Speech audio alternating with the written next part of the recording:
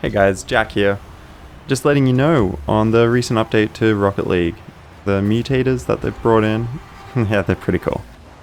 We've got some fun ones. The first one that I'm showing you right now is just a custom one that I made. It's got the big ball and low gravity with 10 times the power with your rocket boosts. Not really a practical sort of game mode that I created. It was fun. The 10 times rocket boost is the part that makes it like, wow, just crazy. Just absolutely insane. Some other game modes that psyonix has created a few presets. These include the moon ball, where the ball is pretty big. I think it's the second largest that they can get, the largest being the next one that I'll show you. But this is the one that I found probably the easiest to score on. It has a low gravity, which, you know, it's fun. And on top of that, you have a rechargeable boost, and the ball just feels good. It's a good sort of weight to the ball, I guess, when you get the power behind it and whatnot. It just worked. For me, I was able to score quite a few goals relatively easy. I don't know if it's just from, like, it was my game mode that I just seemed to gravitate to and got. I had the easiest time scoring out of all the mutators with this one. Wasn't necessarily the most fun, but definitely the easiest to score with.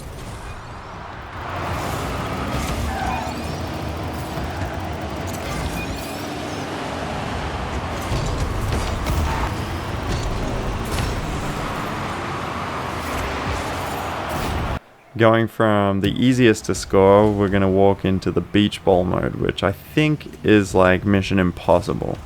This thing will not go in the goal if someone is standing in front of it. And by standing, I of course mean putting their car in front of the goal. This was one of those ones where you just kind of have to get lucky. You have to have the opponents out of position, and because I was playing against computers, the AI seems to just go for the ball, whereas you wouldn't find that in an actual game versus human players, because, well, in this game mode you'd be stupid not to have a goalie.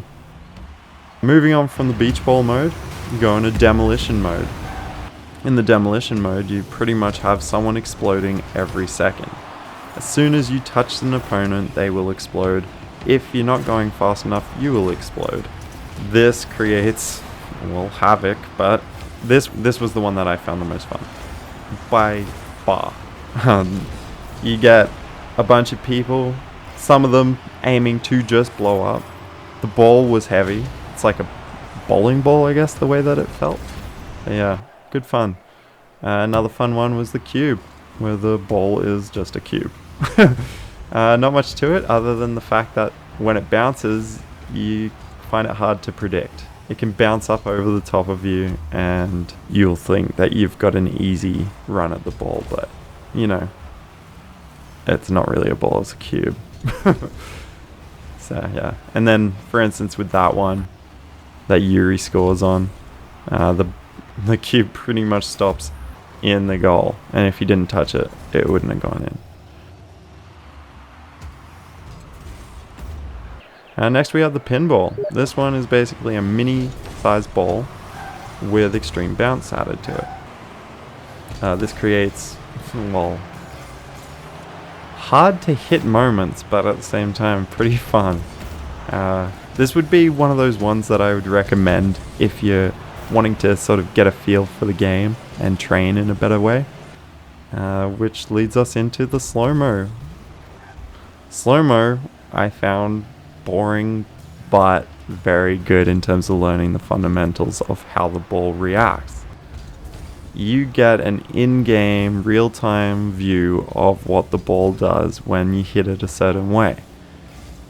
This just created the optimal learning experience, but for me, not the most fun. To get more of a fun experience, I found the time warp was the way to go. But with the Slo Mo, you know, it's good to see your stuff in action. For those extra style points that you want, you'll want to go with the time warp. which I'm not sure how it reacts exactly, but I have a feeling it's whenever the ball gets within a certain proximity of a player, it slows down. Now, it didn't do it on that very last hit of mine, but every other hit that I saw in the replay, it seems to do the slowing down when you get close.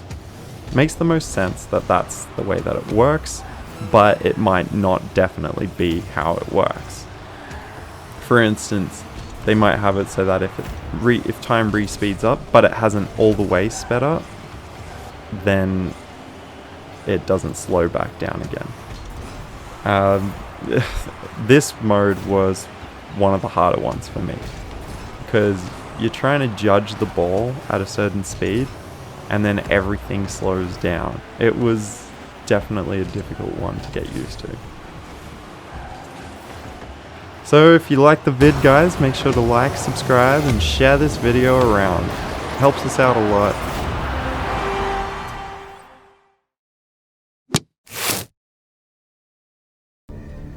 Kind of went off at an angle.